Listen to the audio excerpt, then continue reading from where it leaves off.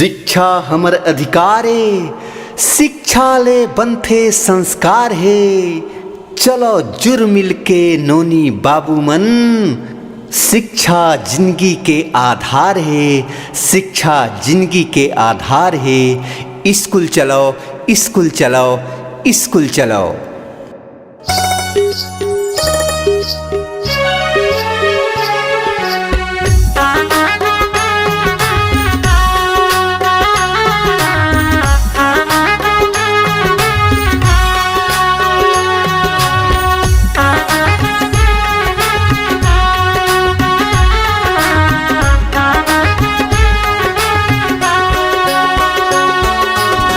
चलना रे जाबो स्कूल, घर ले नहीं है ज्यादा दूर। चलना रे जाबो स्कूल, घर ले नहीं है ज्यादा दूर। चलना रे जाबो स्कूल, घर ले नहीं है ज्यादा दूर। चलना रे जाबो स्कूल, घर ले नहीं है ज्यादा दूर।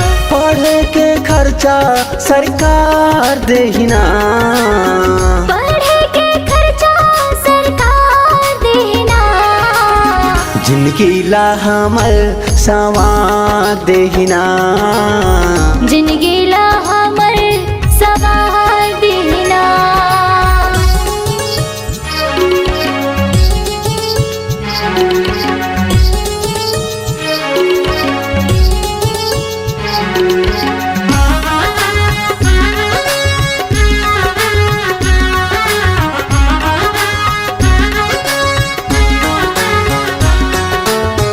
ड्रेसौ किताब देही, खाए बर भात देही। नहीं मारे गुरु जी हाँ, माया दुलार देही।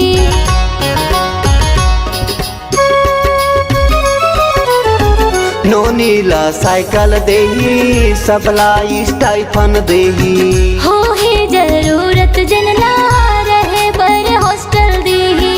पढ़े के सुविधा सरकार देहिना, स्कूल में बढ़िया संस्कार देना। जिनकी ला हमर संवार देहिना, जिनगी ला हमर सवार देना।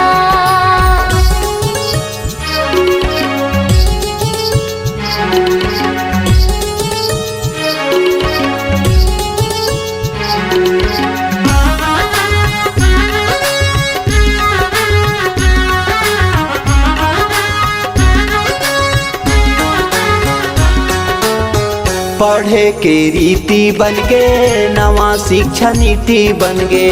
सिख सिख के आगू बढ़बो, रटे के तो दिन गुजर गे।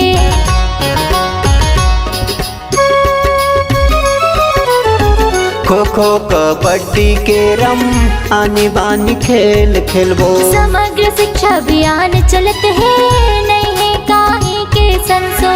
पढ़े के सबला अधिकार देहिना, संकट में पढ़ाई तुहर द्वार देना।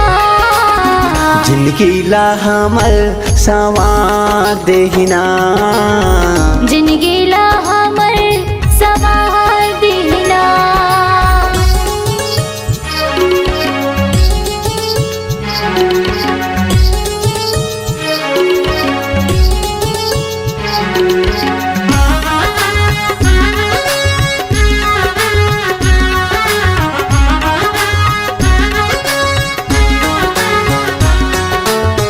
आत्मानंद स्कूल में छोटे बड़े भाई बहिनी पढ़ी। अंग्रेजी में पाबो शिक्षा, सबके भावेश बनही।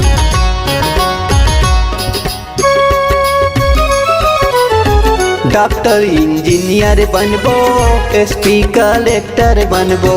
रोजगार पाबो, बढ़ के वैज्ञानिक डायरेक्टर बनबो। अव्वल आबोता पुरस्कार देहिना, अंगना में शिक्षा सरकार देना। जिनकी ला हमर संवार देहिना, जिनगी ला हमर सवार देना। चलना रे जाबो स्कूल, घर ले नहीं है ज्यादा दूर। चलना घरे जाबो स्कूल घर ले नहीं ज्यादा दूर। पढ़े के खर्चा सरकार देहिना, पढ़े के खर्चा सरकार देना। जिंदगी ला हमर संवार देहिना, जिंदगी ला हमर सवार देना। जिंदगी ला हमर संवार देहिना।